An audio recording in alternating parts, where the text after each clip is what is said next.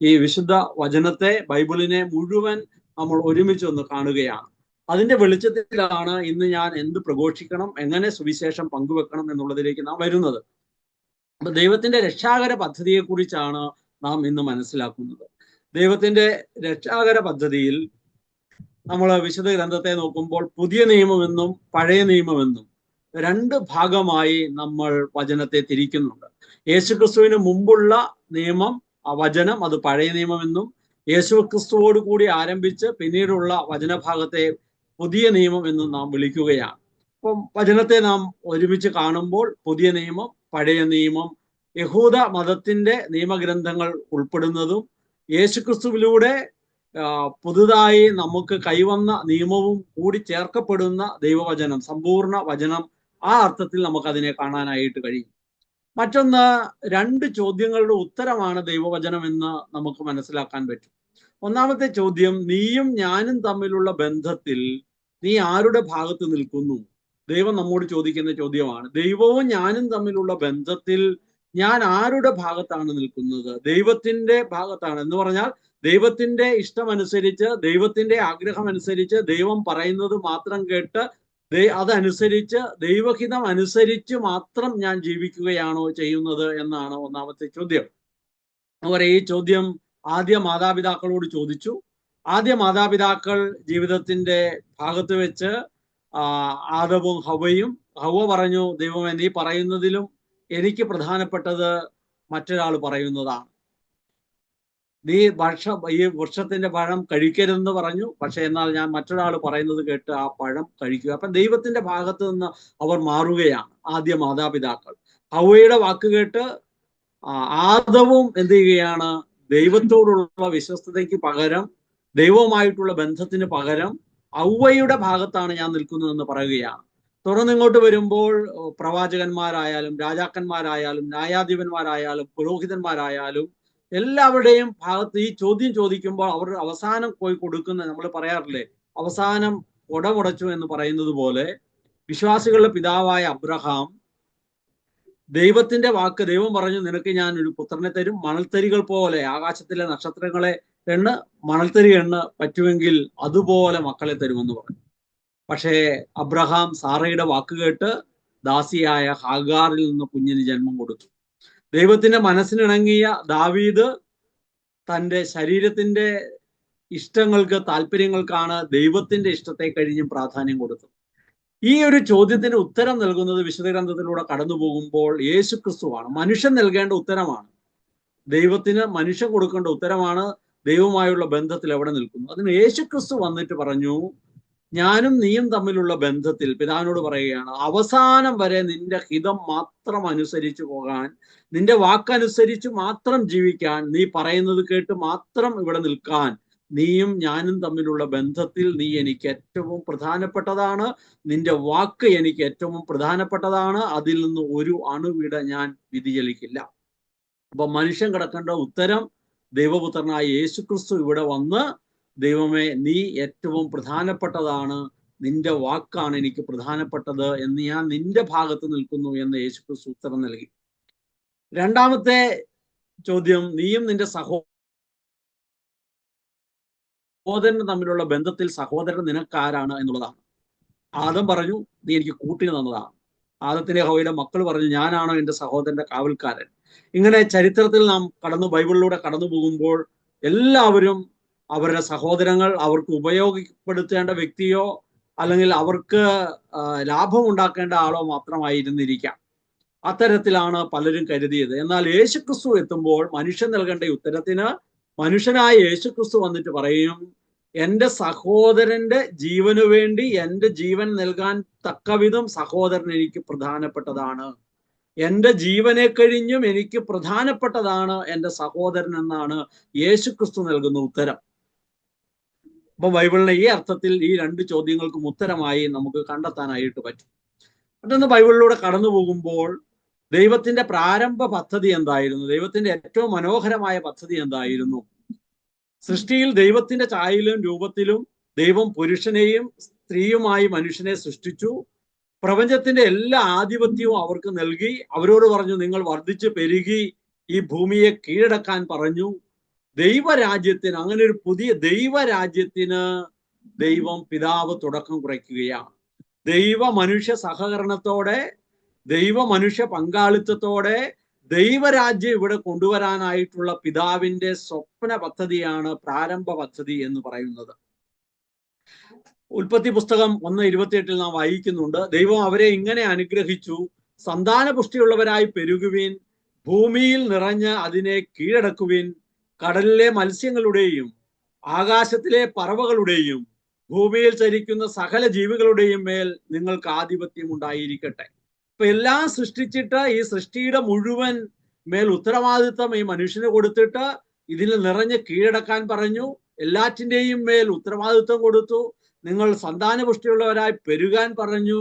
അങ്ങനെ ഇതിനെ അതിന്റെ പൂർണ്ണതയിൽ എത്തിക്കാനായിട്ട് ദൈവം അവരെ ഏൽപ്പിക്കുകയാണ്. ഈ ദൈവരാജ്യ നിർമ്മിതി ഈ ലോകത്തിൽ തുടരാൻ മനുഷ്യനെ ദൈവം ഏൽപ്പിക്കുകയാണ്. നമ്മൾ എല്ലാ ഭക്തിയിലും വിശുദ്ധിയിലും ശാന്തവും സമാധാനപൂർണമായ ഒരു ജീവിതമാണ് ഏദനിൽ ആദ്യ പറുദീസായിൽ നാം കാണുന്നത്. അവിടെ വ്യക്തികൾക്ക് വലിയ സ്വാതന്ത്ര്യമുണ്ട്, അവിടെ സമൃദ്ധമായ ജീവനുണ്ട്, അവിടെ സമൂഹത്തിൽ ഐക്യമുണ്ട്. കുഞ്ഞാടും സിംഹവും ഒരുമിച്ച് കഴിയുന്നു, ആരും തമ്മിൽ പ്രശ്നമില്ല. ഒരു കുടുംബം എന്ന പോലെ ഈ സൃഷ്ടപ്രപഞ്ചം മുഴുവൻ, സൃഷ്ടവസ്തുക്കൾ മുഴുവൻ ഒരുമിച്ച് ജീവിക്കുന്ന സമാധാനപൂർണമായ ശാന്തമായ ഒരു ജീവിതത്തെ കുറിച്ചാണ് ഉൽപ്പത്തിയുടെ പറുദീസ അനുഭവത്തെ കുറിച്ച് നാം വായിക്കുന്നത്. 1 തിമോത്തിയോസ് 2:2 നാം വായിക്കുന്നു, എല്ലാ ഭക്തിയിലും വിശുദ്ധിയിലും ശാന്തവും സമാധാനപൂർണവുമായ ജീവിതം നയിക്കാൻ നമുക്കിടയാകത്തക്ക വിധം രാജാക്കന്മാർക്കും ഉന്നത സ്ഥാനീയർക്കും ഇപ്രകാരം തന്നെ ചെയ്യേണ്ടതാണ്. അപ്പൊ ആദിയിൽ ശാന്തമായ, സ്വസ്ഥമായ, സമാധാനപൂർണമായ ഒരു ജീവിതത്തെയാണ് സൃഷ്ടിയുടെ പ്രാരംഭത്തിൽ നാം കാണുക. ഒരു പ്രയാസങ്ങളില്ല. ദൈവത്തിന്റെ കൈപിടിച്ചുലാത്തുന്ന മനുഷ്യൻ സകല സൃഷ്ട വസ്തുക്കളോടും സ്നേഹത്തിലും ഐക്യത്തിലും രമ്യതയിലുമായിരിക്കുന്ന വലിയ ശാന്തിയുള്ള, സമാധാനമുള്ള ഒരു അന്തരീക്ഷം. അതാണ് പ്രാരംഭ പദ്ധതിയിൽ നാം കണ്ടുമുട്ടുന്നത്. എന്നാൽ വചനത്തിലൂടെ മുന്നോട്ട് നാം കടന്നു പോകുമ്പോൾ പാപം കടന്നു വരുന്നു, സാത്താന്റെ ഇടപെടൽ മനുഷ്യന്റെ ജീവിതത്തിൽ ഉണ്ടാകുന്നു. അങ്ങനെ മനുഷ്യൻ സ്ത്രീയും പുരുഷനും ഉത്തരവാദിത്വപൂർണമായ പങ്കാളിത്തം, സഹകരണം ദൈവത്തോട് നിഷേധിക്കുകയാണ്. ദൈവത്തോട് മനുഷ്യന്റെ സമ്പൂർണമായ സഹകരണത്തിലൂടെ ദൈവരാജ്യം കൊണ്ടുവരാനായിട്ട്, പങ്കാളിത്തത്തോടെ ദൈവരാജ്യം കൊണ്ടുവരാനായിട്ട് ദൈവം ഏൽപ്പിച്ചു. പക്ഷെ ദൈവവുമായുള്ള പങ്കാളിത്തം പിൻവലിച്ച് സാത്താനുമായി, തിന്മയുമായുള്ള പങ്കാളിത്തത്തിൽ മനുഷ്യൻ ഏർപ്പെടുന്നതാണ് പിന്നീട് നാം ഉൽപ്പത്തിയുടെ ആരംഭത്തിൽ കണ്ടുമുട്ടുന്നത്. മനുഷ്യന്റെ പതനമാണ് അവിടെ നാം കണ്ടുമുട്ടുക. റോമ 6:16 നാം വായിക്കുന്നു, നിങ്ങൾ അനുസരണമുള്ള ദാസരെ പോലെ നിങ്ങളെ തന്നെ ആർക്കെങ്കിലും സമർപ്പിക്കുമ്പോൾ നിങ്ങൾ അവന്റെ അടിമകളാണെന്ന് അറിയുന്നില്ലേ? ഒന്നെങ്കിൽ മരണത്തിലേക്ക് നയിക്കുന്ന പാപത്തിന്റെ അടിമകൾ, അല്ലെങ്കിൽ നീതിയിലേക്ക് നയിക്കുന്ന അനുസരണത്തിന്റെ അടിമകൾ. അപ്പം ദൈവത്തിന്റെ സ്നേഹത്തിന്റെ അടിമത്തത്തിലായിരിക്കേണ്ട, ആ ദൈവത്തിന്റെ ഹിതം അനുസരിച്ച് ജീവിക്കേണ്ട മനുഷ്യൻ പാപത്തിന്, തിന്മയ്ക്ക് തങ്ങളെ തന്നെ സമർപ്പിച്ചതുവഴി അവർ തിന്മയുടെ അടിമത്തത്തിലേക്ക് കടന്നു പോകുന്നതാണ് വിശുദ്ധ വേദപുസ്തകത്തിൽ നാം ഉൽപ്പത്തിയുടെ ആരംഭത്തിൽ കണ്ടുമുട്ടുന്നത്. റോമ 3:10 നാം വായിക്കുന്നു, ഇങ്ങനെ എഴുതപ്പെട്ടിരിക്കുന്നു, നീതിമാനായ ആരുമില്ല, ഒരുവൻ പോലുമില്ല. അപ്പൊ ആദ്യ മാതാപിതാക്കളുടെ ബോധപൂർവമായ, പരിപൂർണമായ, സമ്പൂർണമായ സമർപ്പണം വഴി, തിന്മയുടെ വാക്കുകേട്ട് അതനുസരിച്ച് ജീവിച്ചത് വഴി തുടർന്ന് വന്ന സകല മനുഷ്യരും, ആദ്യ മാതാപിതാക്കളുടെ പിന്തുടർച്ചക്കാരായ സകല മനുഷ്യരും പാപത്തിൽ പെട്ടുപോയി, അനീതി പ്രവർത്തിക്കുന്നവരായി പോയി, നീതി നഷ്ടപ്പെട്ടവരായി പോയി എന്ന് വിശുദ്ധ വചനം നമ്മെ ഓർമ്മപ്പെടുത്തുകയാണ്. അങ്ങനെ മനുഷ്യൻ വീട്ടാനാവാത്ത വലിയൊരു നഷ്ടം അവന്റെ ജീവിതത്തിൽ ഉണ്ടായി. തിരിച്ച് പറുദീസയിലേക്ക് കടക്കാൻ കഴിയാത്ത വിധം അവൻ തകർക്കപ്പെട്ടവനായി. ദുർഭകനായ മനുഷ്യൻ ശരീരങ്ങളുടെ വീണ്ടെടുപ്പാകുന്ന പുത്രലബ്ധി പ്രതീക്ഷിച്ചതുകൊണ്ട് ആന്തരികമായി വിലപിക്കുന്നതിനെ കുറിച്ച് ദൈവവചനങ്ങൾ നമുക്കറിയാം. എല്ലാ മനുഷ്യരും ദൈവത്തെ അന്വേഷിക്കുകയാണ്. സെന്റ് അഗസ്റ്റിൻ പറയുന്നുണ്ട്, ദൈവമേ നിന്നിൽ എത്തിച്ചേരുവോളം ഞാൻ അസ്വസ്ഥമാണ്. ഈ ലോകത്തിൽ സകല മനുഷ്യരും ദൈവത്തിനെ അന്വേഷിക്കുന്ന, എല്ലാ മതങ്ങളും ദൈവത്തെ അന്വേഷിച്ചു പോകുന്ന, ആന്തരികമായി സ്വർഗീയ പറുദീസയിലേക്കുള്ള വഴി തേടി ഉഴലുന്ന മനുഷ്യനെയാണ് പിന്നീട് നാം ചരിത്രത്തിൽ ഉടനീളം കണ്ടുമുട്ടുന്നത്. ഈ അസ്വസ്ഥമായ പ്രശ്നസങ്കീർണമായ പാപത്തിന്റെ പിടിയിൽ പെട്ടുപോയ, സമാധാനം നഷ്ടപ്പെട്ടു പോയ മനുഷ്യൻ അത് അന്വേഷിച്ച് അത് വീണ്ടെടുക്കാനായിട്ട് മുന്നോട്ട് നടന്നു പോകുന്ന ചരിത്രമാണ് വിശുദ്ധ വേദപുസ്തകത്തിൽ നാം കാണുന്നത്. എല്ലാ മനുഷ്യരും ഒരുപോലെ പാപത്തിലായി, ഒരുവൻ പോലും നീതിമാനായില്ല എന്ന് നാം വിശുദ്ധ വചനത്തിൽ കാണുകയാണ്. 1 യോഹന്നാൻ 5:9 നാം അത് കാണുകയാണ്. നാം ദൈവത്തിൽ നിന്നുള്ളവരാണെന്നും ലോകം മുഴുവൻ ദുഷ്ടന്റെ ശക്തി വലയത്തിലാണെന്നും നാം അറിയുന്നു. അപ്പൊ സൃഷ്ടപ്രപഞ്ചം മുഴുവൻ ആദ്യ മാതാപിതാക്കളുടെ സമർപ്പണം വഴി അവരുടെ കയ്യിൽ ദൈവമേൽപ്പിച്ച ഈ പ്രപഞ്ചത്തെ അവർ തിന്മയുടെ കരങ്ങളിൽ ഏൽപ്പിച്ചത് വഴി വീണ്ടെടുക്കാൻ കഴിയാത്ത വിധം, മനുഷ്യനെ തിരിച്ചു പിടിക്കാൻ കഴിയാത്ത വിധം വലിയൊരു നഷ്ടം അവന്റെ ജീവിതത്തിൽ സംഭവിച്ചു. അങ്ങനെ ലോകം മുഴുവൻ ദുഷ്ടന്റെ ശക്തി വലയത്തിലായി. മത്തായി 18:23-25 നാം വായിക്കുന്നുണ്ട്, 10,000 താലന്ത് കൊടുത്തു വീട്ടാൻ ഉണ്ടായിരുന്ന ഒരാൾ അത് കൊടുത്തു വീട്ടാൻ കഴിയാതെ വരികയാണ്. അപ്പൊ യജമാനൻ പറയുകയാണ്, അവനത് വീട്ടാൻ നിർവാഹമില്ലാത്തത് കൊണ്ട് അവനെയും ഭാര്യയെയും മക്കളെയും അവന്റെ സമസ്ത വസ്തുക്കളെയും വിറ്റ് കടം വീട്ടാൻ യജമാനൻ കൽപ്പിക്കുകയാണ്.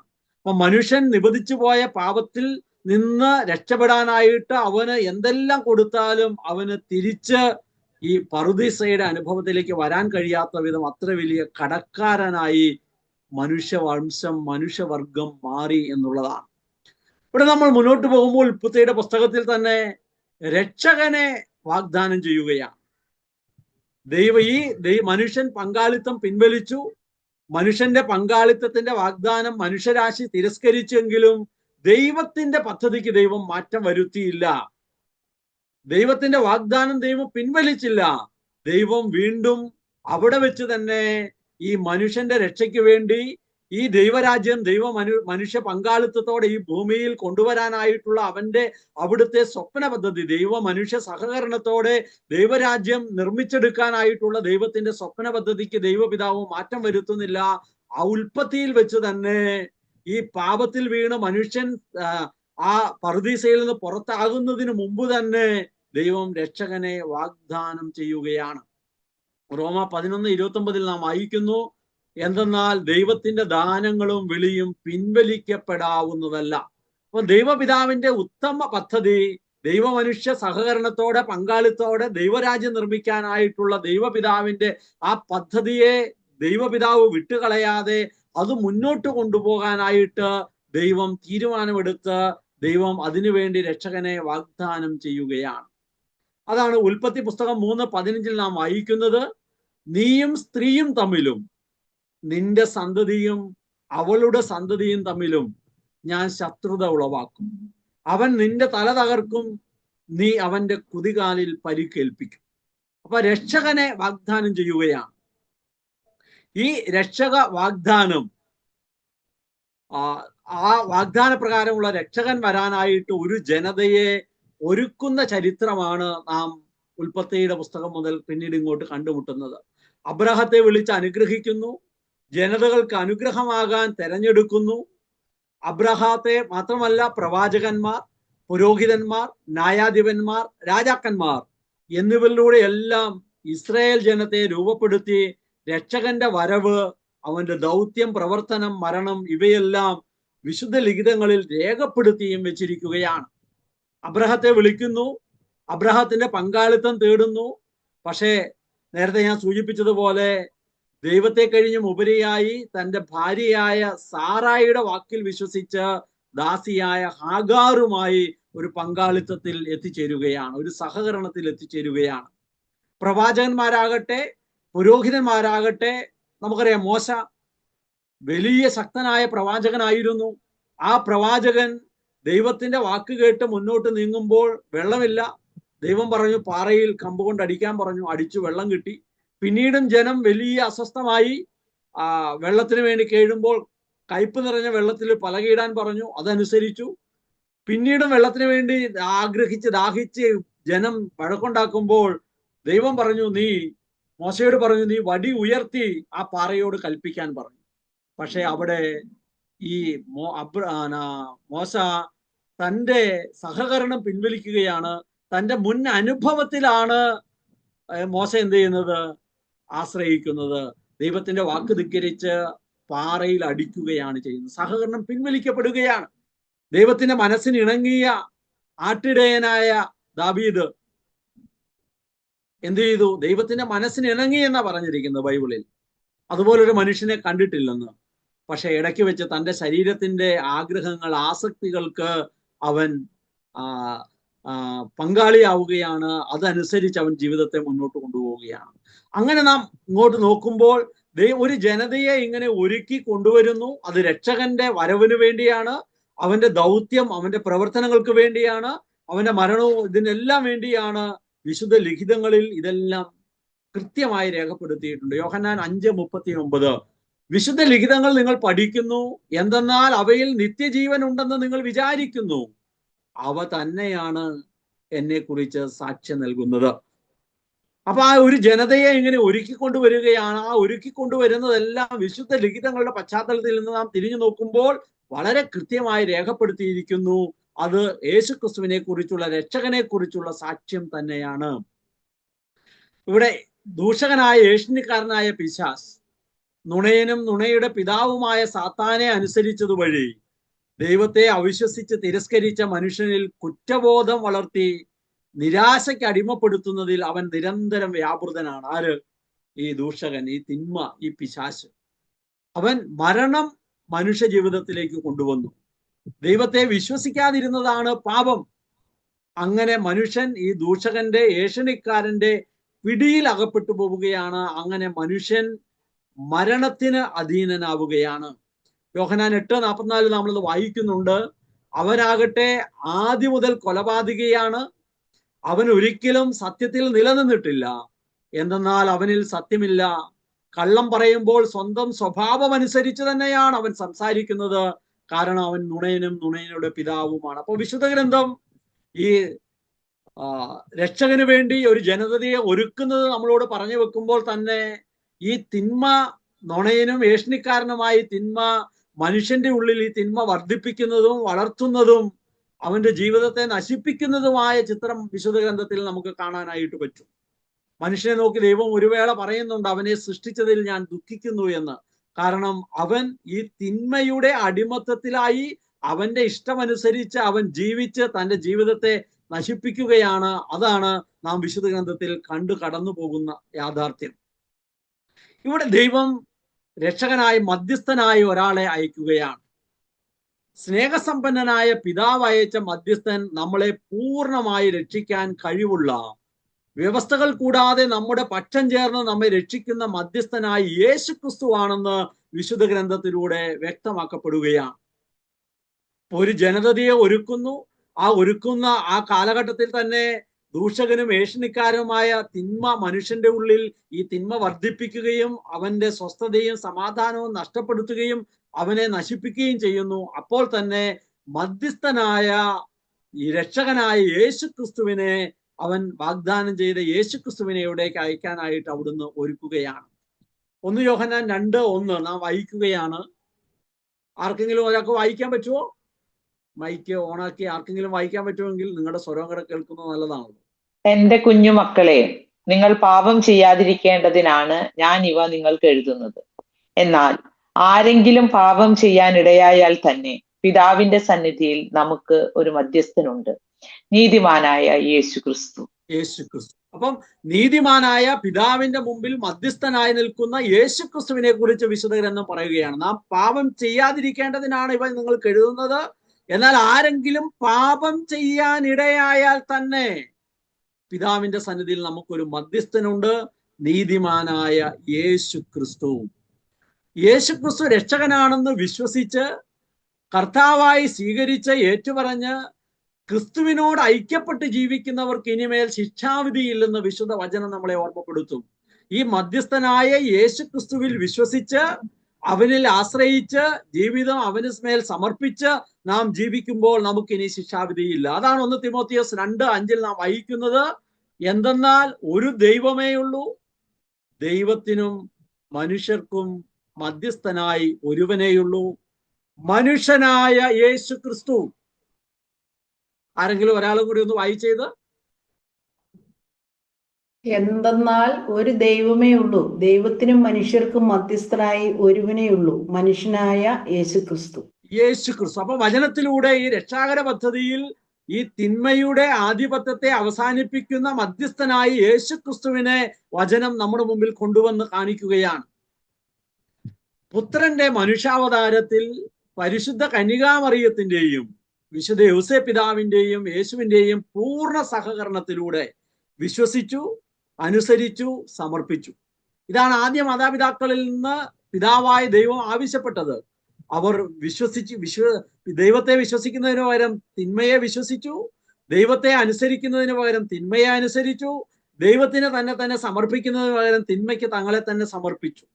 ഇവിടെ പരിശുദ്ധ അമ്മയും യോസേപ്പ് പിതാവും പുത്രനായ യേശു ക്രിസ്തുവും പരിപൂർണമായി മനുഷ്യവംശത്തിന്റെ വീണ്ടെടുപ്പിനായി വിശ്വസിക്കുകയും അനുസരിക്കുകയും സമർപ്പിക്കുകയും ചെയ്യുന്നത് നാം കാണുകയാണ്. ഫിലിപ്പി 2:8 നാം വായിക്കുന്നു, ആകൃതിയിൽ മനുഷ്യനെ പോലെ കാണപ്പെട്ടു, മരണം വരെ, അതേ കുരിശു മരണം വരെ അനുസരണമുള്ളവനായി തന്നെ താഴ്ത്തി.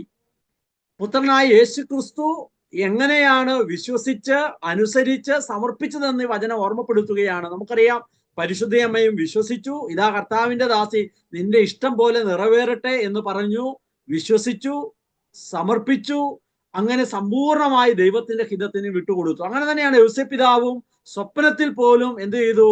ദൈവം പറഞ്ഞ വാക്ക് വിശ്വസിച്ചു, അനുസരിച്ചു, സമ്പൂർണമായി തന്നെ വിട്ടുകൊടുത്തു. അപ്പൊ ആ ഒരു സമ്പൂർണമായ ആദ്യ പിതാവായ ദൈവം ആദ്യ മനുഷ്യനിൽ നിന്ന് ആവശ്യപ്പെട്ടത് ഈ ചരിത്രത്തിൽ മുന്നോട്ട് കടന്നു പോകുമ്പോൾ സമയത്തിന്റെ പൂർണ്ണതയിൽ യാഥാർത്ഥ്യമാവുകയാണ്. അങ്ങനെ യേശുക്രിസ്തു ജനിച്ച് യേശുക്രിസ്തുവിലൂടെ രക്ഷ ഈ ലോകത്തിൽ കരഗതമാകുന്നതാണ് പുതിയ നിയമത്തിലേക്ക് എത്തുമ്പോൾ നാം കണ്ടുമുട്ടുന്നത്. നമ്മുടെ കടം വീട്ടി നമുക്ക് പാപമോചനം നേടിത്തന്നു എന്നുള്ളത് പുതിയ നിയമത്തിൽ വരുമ്പോൾ നാം കണ്ടെത്തുകയാണ്. ലോകത്തിന്റെ പാപം വഹിക്കുന്ന ദൈവത്തിന്റെ കുഞ്ഞാടായ യേശു പാപത്തിനുള്ള ശിക്ഷയായ മരണം തന്റെ മേൽ ഏറ്റെടുത്തതിലൂടെ മനുഷ്യവംശം മുഴുവൻ പാപകടത്തിൽ നിന്ന് മോചിതരായി എന്ന് പുതിയ നിയമത്തിലെത്തുമ്പോൾ നാം തിരിച്ചറിയുകയാണ്. വിശുദ്ധ വചനം നമ്മെ ഓർമ്മപ്പെടുത്തുകയാണ്.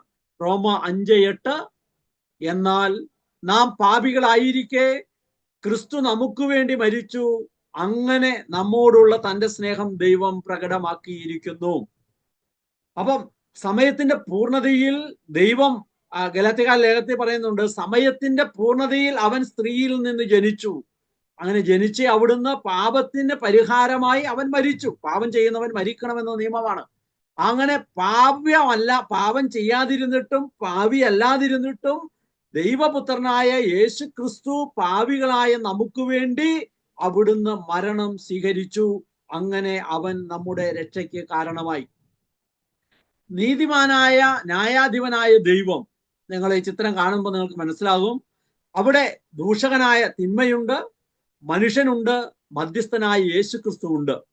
തിന്മ എപ്പോഴും നമ്മളോട് എന്ത് പറയുന്നു? നീ പാപം ചെയ്തു, തെറ്റ് ചെയ്തു, അതുകൊണ്ട് നിനക്ക് മരണമാണ്, നിത്യനാശമാണ് നിന്റെ അവകാശം എന്ന് പറയുന്നു.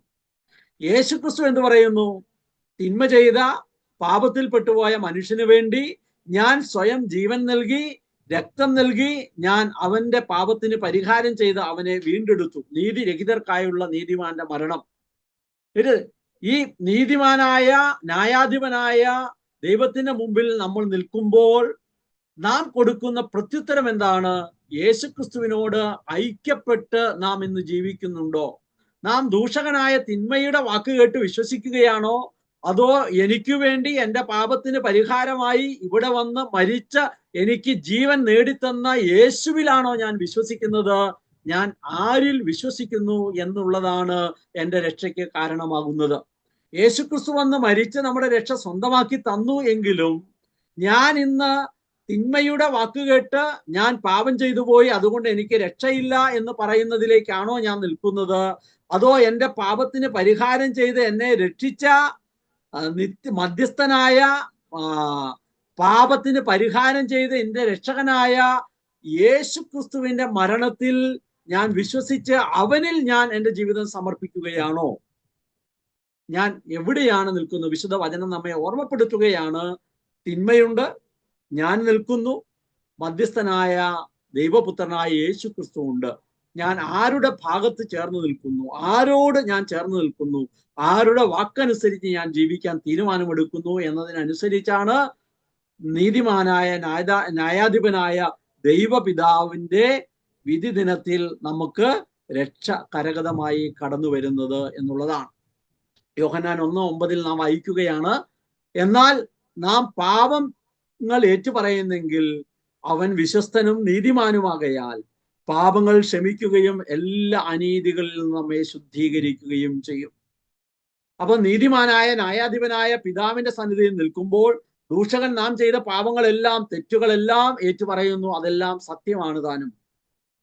അവിടെ ദൈവപുത്രനായ യേശുക്രിസ്തു പറയുന്നു, ഞാൻ ഇവയ്ക്കെല്ലാം പരിഹാരം ചെയ്തിരിക്കുന്നു, നീ ഇത് വിശ്വസിച്ച് ഞാൻ നിന്റെ രക്ഷകനാണെന്ന് നീ ഏറ്റുപറഞ്ഞ് നിന്റെ ജീവിതം സമ്പൂർണമായി നീ സമർപ്പിക്കുമ്പോൾ നിനക്ക് ജീവൻ ഉണ്ടാകും.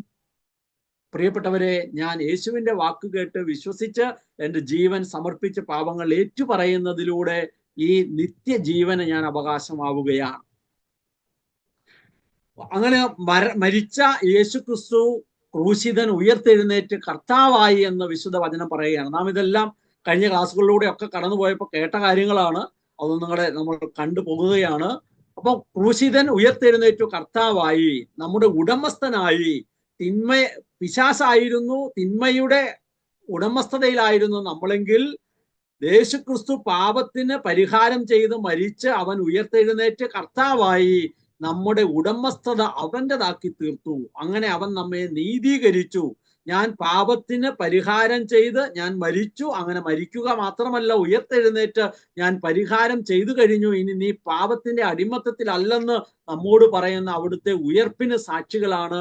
അങ്ങനെ അവിടുന്ന് നമ്മളെ വിശുദ്ധീകരിച്ചു. അത് വിശുദ്ധ വചനത്തിൽ നാം വായിക്കുന്നു. എഫേസോസ് 2:6, യേശുക്രിസ്തുവിനോട് കൂടെ അവിടുന്ന് നമ്മെ ഉയർപ്പിച്ച് സ്വർഗത്തിൽ അവനോടുകൂടെ ഇരുത്തുകയും ചെയ്തു. ഇപ്പൊ യേശുക്രിസ്തുവിന്റെ ഉയർപ്പ് നമ്മുടെ നിത്യജീവന് കാരണമായി. നമ്മൾ യേശുക്രിസ്തുവിന്റെ ഉടമസ്ഥതയിലേക്ക് ആയിത്തീരുകയാണ്. യേശുക്രിസ്തു നമ്മുടെ ഉടമസ്ഥനായി മാറുകയാണ്. ആ സത്യം തിരിച്ചറിഞ്ഞ് നാം അത് അംഗീകരിച്ച് അങ്ങനെ നാം സ്വർഗരാജ്യത്തിലേക്ക് പ്രവേശിക്കുകയാണ്. അതാണ് ഈ വചനം നമ്മെ ഓർമ്മപ്പെടുത്തുന്നത്. ഉദ്ധിതൻ മഹത്വീകരിക്കപ്പെട്ടു മിശിഹായായി, അഭിഷിക്തനായി, ആത്മാവിനെ നൽകുന്നവനായി എന്ന് ഈ വിശുദ്ധ വചനത്തിലൂടെ കടന്നു പോകുമ്പോൾ യേശുവിന്റെ ജീവിതത്തിലൂടെ നാം കാണുകയാണ്. മഹത്വീകരിക്കപ്പെട്ട ക്രിസ്തു പരിശുദ്ധാത്മാവിനെ നമ്മിൽ വർഷിച്ച് നമ്മളെ ദൈവമക്കളാക്കി.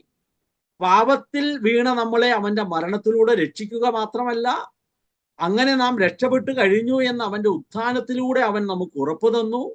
അതുമാത്രമല്ല, ഇനി പാപത്തിൽ വീഴാതെ ജീവിക്കാനായിട്ടുള്ള കൃപാവരം ആത്മാവിനെ അവിടുന്ന് നൽകി. അവിടുന്ന് നമ്മളെ അഭിഷേകം ചെയ്തു.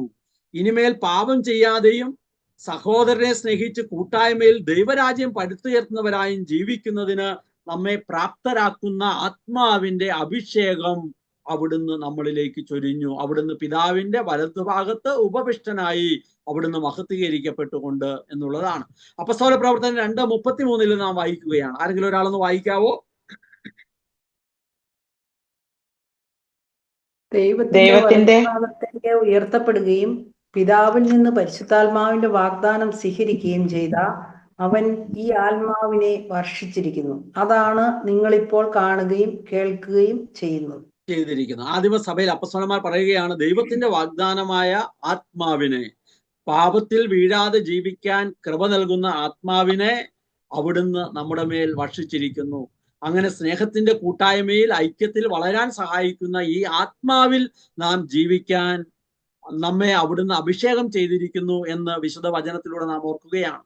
ഇങ്ങനെ യേശുക്രിസ്തുവിന്റെ രക്ഷകനായ മധ്യസ്ഥനായ യേശുക്രിസ്തുവിന് 3 നാമങ്ങൾ ലഭിക്കുകയാണ്: രക്ഷകൻ, കർത്താവ്, മിശിഹ. അവൻ പാപത്തിന് പരിഹാരം ചെയ്തു മരിച്ചു, പാപമോചകനായി. അവൻ ഉയർത്തെഴുന്നേറ്റു നീതീകരിക്കുന്നവനായി, കർത്താവായി.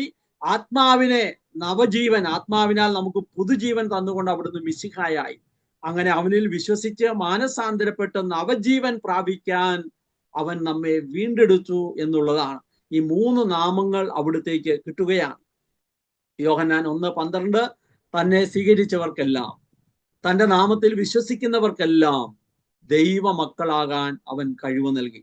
അപ്പൊ ആത്മാവിനെ നൽകിക്കൊണ്ട് പുതിയ സൃഷ്ടിയായി ദൈവ മക്കളായി ജീവിക്കാൻ ആവശ്യമായ കൃപാവരത്തിലേക്ക് അവൻ ക്ഷണിക്കുകയാണ്. ഇങ്ങനെ ക്ഷണിക്കുന്ന നമ്മളെ ആദിമസഭ ഒരു സഭയുടെ ഭാഗമാക്കുകയാണ്. തിരുസഭയിലുള്ള നമ്മുടെ ജീവിതത്തെക്കുറിച്ചാണ് വിശുദ്ധ ഗ്രന്ഥം അങ്ങോട്ട് അപ്പസ്തോല പ്രവർത്തനം മുതൽ ഇങ്ങോട്ട് നമ്മളെ ഓർമ്മപ്പെടുത്തുന്നത്.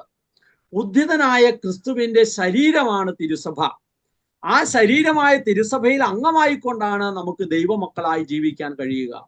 എങ്ങനെ എവിടെയെങ്കിലും ജീവിച്ചുകൊണ്ടല്ല ദൈവമക്കളായി നാം ജീവിക്കുന്നത്. പകരം അപ്പസ്തോല പ്രവർത്തനം മുതൽ വിശുദ്ധ ഗ്രന്ഥത്തിലൂടെ നാം കടന്നു പോകുമ്പോൾ ഉദ്ധിതനായ ക്രിസ്തുവിന്റെ ശരീരമാണ് സഭ എന്ന് നാം മനസ്സിലാക്കുകയാണ്. മാമോദീസയിലൂടെ ആ സഭയിൽ അംഗമായിക്കൊണ്ടാണ് ദൈവമക്കളായി നമുക്ക് ജീവിക്കാനാവുക. റോമ 12:5 അതുപോലെ നാം പലരാണെങ്കിലും ക്രിസ്തുവിൽ ഏക ശരീരമാണ്, എല്ലാവരും പരസ്പരം ബന്ധപ്പെട്ട അവയവങ്ങളുമാണ്. സഭയും നമ്മളും തമ്മിലുള്ള ബന്ധത്തെക്കുറിച്ചാണ് അവിടെ അപ്പസ്തോലൻ ഓർമ്മപ്പെടുത്തുന്നത്. അപ്പം ഇന്ന് ദൈവമക്കളായി എങ്ങനെയാ ജീവിക്കുന്നത്? ദൈവത്തിന്റെ മകനായി ഇവിടെ ജീവിക്കാനാണ് ആത്മാവിനെ ദൈവം നമുക്ക് തന്നത്, പാപം ചെയ്യാതെ. അത് ക്രിസ്തുവിന്റെ ഉദ്ധിത ശരീരമായ തിരുസഭയിൽ അംഗമായി ആ തിരുസഭയ്ക്ക് അനുസരിച്ച് തിരുസഭയോട് ചേർന്ന് നാം ജീവിക്കുന്നതിലൂടെയാണ് എന്ത് സംഭവിക്കുന്നത്? ഇന്ന് ദൈവത്തിന്റെ മകനായി ഇവിടെ ജീവിക്കാനായിട്ട് കഴിയുക. ക്രിസ്തുവിന്റെ രണ്ടാമത്തെ വരവ് പ്രതീക്ഷിക്കുകയും ത്വരിതപ്പെടുത്തുകയും ചെയ്യുക എന്നുള്ളത് സഭയുടെ ദൗത്യമാണ്. സഭയിൽ അംഗമായ നാം ഓരോരുത്തരുടെയും ദൗത്യമാണ്. അപ്പൊ സഭയിൽ അംഗമായി സഭയുടെ ക്രിസ്തുവിന്റെ ശരീരമാകുന്ന ഭൗതിക ശരീരമാകുന്ന സഭയുടെ ഭാഗമായി നാം തീർന്നുകൊണ്ട് നാം ദൈവമക്കളായി അവിടെ ജീവിക്കുക എന്ന് പറഞ്ഞാൽ ക്രിസ്തുവിന്റെ രണ്ടാമത്തെ വരവിന് പ്രതീക്ഷിക്കുകയും അത് വേഗതയിലാക്കാനായിട്ട് നാം അത്യധ്വാനം ചെയ്യുകയാണ്. ജീവിക്കുന്നവരുടെയും മരിച്ചവരുടെയും വിധിയാളനായി രാജ്യം പിതാവിന് സമർപ്പിക്കുന്നതിനായി ക്രിസ്തു വീണ്ടും വരുമെന്നുള്ളത് സത്യമാണ്. അവിടുത്തെ ആ വരവിനെ ത്വരിതപ്പെടുത്താൻ നാം ഓരോരുത്തരും ഇന്ന് എങ്ങനെ ക്രിസ്തുവിൽ നമ്മുടെ ജീവിതം സമർപ്പിച്ചുകൊണ്ട് സഭയിൽ നമ്മുടെ ജീവിതം ചേർത്ത് വെച്ചുകൊണ്ട് നാം ജീവിക്കുന്നു എന്നുള്ളതാണ്. 2 പത്രോസ് 3:12 നാം വായിക്കുന്നു. ആരെങ്കിലും ഒരാൾ വായിക്കാവോ? ആകാശം തീയിൽ വെന്തുനശിക്കുകയും മൂലപദാർത്ഥങ്ങൾ വെന്തുരുകയും ചെയ്യുന്ന ദൈവത്തിന്റെ ആഗമന ദിനത്തെ പ്രതീക്ഷിക്കുകയും ത്വരിതപ്പെടുത്തുകയും ചെയ്യുവിൻ. അപ്പൊ ക്രിസ്തുവിന്റെ ഭൗതിക ശരീരത്തിലെ അംഗമായ നമുക്കുള്ള ഉത്തരവാദിത്വം എന്താണ്? ഈ ദൈവത്തിന്റെ രണ്ടാമത്തെ വരവിനെ ത്വരിതപ്പെടുത്തുകയാണ്. ആകാശം തീയിൽ വെന്തു നശിക്കുകയും മൂലപദാർത്ഥങ്ങൾ വെന്തുരുകുകയും ചെയ്യുന്ന ദൈവത്തിന്റെ ആഗമന ദിനത്തെ പ്രതീക്ഷിക്കുകയും അതിനെ വേഗത്തിലാക്കി തീർക്കാൻ അധ്വാനിക്കുകയും ചെയ്യുന്ന ഒരു സമർപ്പണം നമ്മുടെ ജീവിതത്തിന്റെ ഭാഗമാകണം എന്നുള്ളതാണ്. വെളിപാട് 22:20 ഇത് സാക്ഷ്യപ്പെടുത്തുന്നവൻ പറയുന്നു, ആമേൻ, ഞാൻ വേഗം വരുന്നു. ആമേൻ, കർത്താവായ യേശുവേ വേഗം വരണമേ. ആദിമസഭയുടെ പ്രാർത്ഥനയായിരുന്നത്, കർത്താവേ നീ വേഗം വരണമേ എന്നുള്ളത്. നിന്റെ ആഗമനം രണ്ടാം വരവ് വേഗത്തിലാക്കണമേ എന്നുള്ളത്. ഈ രണ്ടാമത്തെ വരവ് വേഗത്തിലാക്കാൻ സകല മനുഷ്യരും സുവിശേഷം അറിയുന്നവരാകണം. എല്ലാ മനുഷ്യരിലേക്കും സുവിശേഷം എത്തിക്കഴിയുമ്പോഴാണ് അത് സംഭവിക്കുന്നത്. അപ്പോൾ പരിശുദ്ധാത്മാവ് തിരുസഭയിലൂടെ ഈ ദൗത്യം ഇന്നും തുടരുന്നു എന്ന് വിശുദ്ധ വചനം നമ്മെ ഓർമ്മപ്പെടുത്തുകയാണ്. സുവിശേഷ പ്രഘോഷണത്തിലൂടെ വിശ്വാസം പ്രത്യുത്തരം നൽകുന്നവരുടെ വീണ്ടും ജനനം, സുവിശേഷം കേട്ട് അത് ശ്രവിച്ച് അതിന് മറുപടി കൊടുത്ത് വീണ്ടും ജനിച്ച് സഭയിൽ അംഗമാകുന്നു. ആ സഭയാകുന്ന കൂട്ടായ്മയിലുള്ള ജീവിതത്തിലൂടെ പുതിയ ആകാശവും പുതിയ ഭൂമിയും ഇവിടെ സമാഗതമാകുന്നതുവരെ ഇവിടെ സഭ തുടരേണ്ടിയിരിക്കുന്നു. അപ്പൊ ഒരു പുതിയ ഭൂമി, പുതിയ രാജ്യം നിർമ്മിച്ചെടുക്കുന്നതിലേക്ക് സഭ എന്ത് ചെയ്യുന്നു? സുവിശേഷം പ്രഘോഷിക്കുന്നു.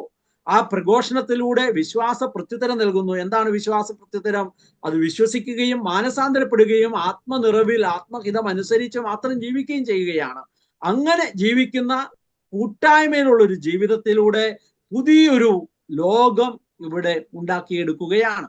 വെളിപാട് 21:3 സിംഹാസനത്തിൽ നിന്ന് വലിയൊരു സ്വരം ഞാൻ കേട്ടു, ഇതാ ദൈവത്തിന്റെ കൂടാരം മനുഷ്യരോട് കൂടെ, അവിടുന്ന് അവരോടൊത്ത് വസിക്കും, അവർ അവിടുത്തെ ജനമായിരിക്കുകയും അവർ അവിടുത്തോടു കൂടെ ആയിരിക്കുകയും ചെയ്യും. അപ്പൊ ദൈവത്തിന്റെ കൂടാരമാകുന്ന സഭ, ആ സഭയിലായിരുന്നു കൊണ്ട് ദൈവത്തിന്റെ ഈ സുവിശേഷം, ഈ രക്ഷയുടെ വാർത്ത സകല മനുഷ്യരോടും പങ്കുവെക്കാൻ, അങ്ങനെ ദൈവത്തിന്റെ രണ്ടാമത്തെ വരവിനെ ത്വരിതപ്പെടുത്താൻ ദൈവം നമ്മെ ക്ഷണിക്കുകയാണ്. നമ്മുടെ പ്രത്യുത്തരമാണ് ഇന്ന്. എൻ്റെ പ്രത്യുത്തരം, എൻ്റെ തീരുമാനം എന്ത് എന്നുള്ളത് വളരെ പ്രധാനപ്പെട്ടതാണ്.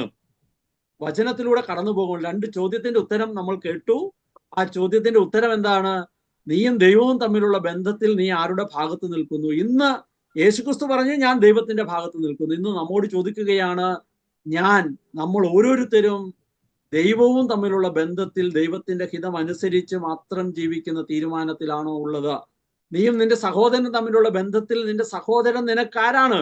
അവന് വേണ്ടി ജീവൻ നൽകാൻ തക്ക വിധം അവൻ എനിക്ക് വിലയുള്ളവനാണ്, പ്രധാനപ്പെട്ടവനാണ് എന്ന് യേശുക്രിസ്തു പറഞ്ഞതുപോലെ ഇന്ന് എനിക്ക് പറയാൻ പറ്റുമോ? അതെന്റെ പ്രത്യുത്തരമാണ്. ദൈവ മനുഷ്യ സഹകരണത്തിലൂടെ, പങ്കാളിത്തത്തിലൂടെ ദൈവരാജ്യം ഇവിടെ കൊണ്ടുവരുന്നതിൽ എന്റെ തീരുമാനം നിർണായകമാണ്.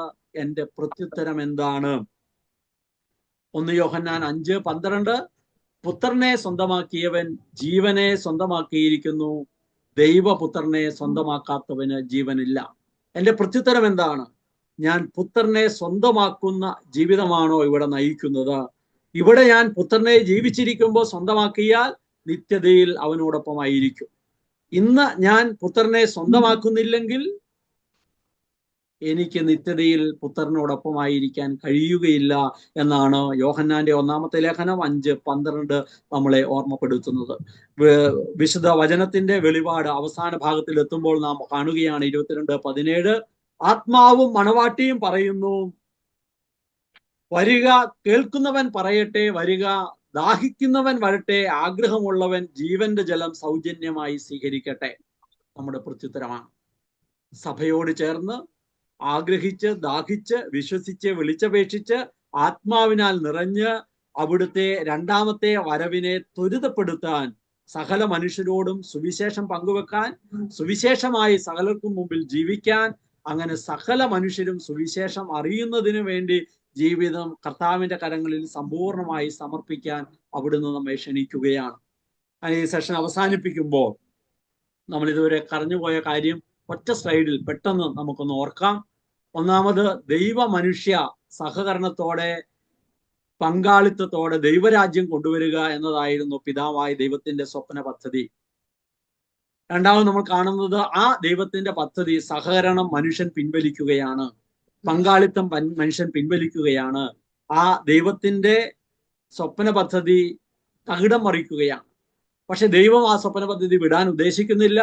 അവിടുന്ന് സഹകരണം, പങ്കാളിത്തം തേടുകയാണ്. അബ്രഹാത്തിലൂടെ, ഇസഹാക്കിലൂടെ, യാക്കോബിലൂടെ, പ്രവാചകന്മാരിലൂടെ, പുരോഹിതന്മാരിലൂടെ, ന്യായാധിപന്മാരിലൂടെ, രാജാക്കന്മാരിലൂടെ എല്ലാം പങ്കാളിത്തം, സഹകരണം തേടുകയാണ്. നാലാമതായി, സഹകരണം പരിശുദ്ധ അമ്മയും യൗസേപ്പിതാവും ദൈവപുത്രനും പരിപൂർണമായി വിശ്വസിച്ച്, സഹകരിച്ച്, സമ്പൂർണമായ സമർപ്പണം, അനുസരണത്തിലൂടെ, സമ്പൂർണമായ സമർപ്പണത്തിലൂടെ ഈ പങ്കാളിത്തം നൽകുകയാണ്. അങ്ങനെ അവിടുന്ന് മരിച്ച്, അവിടുന്ന് ഉത്ഥാനം ചെയ്ത്, മഹത്വീകരിക്കപ്പെട്ട് അവിടുന്ന് രക്ഷ പൂർത്തിയാക്കുകയാണ്.